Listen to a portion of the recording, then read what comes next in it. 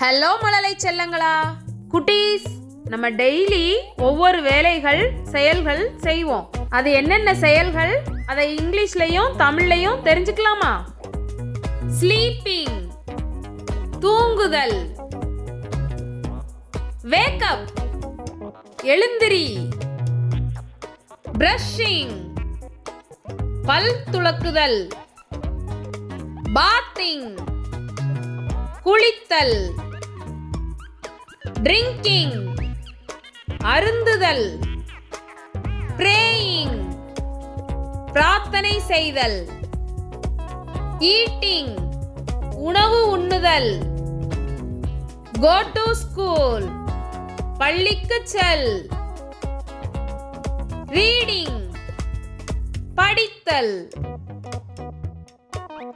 playing விளையாடுதல்,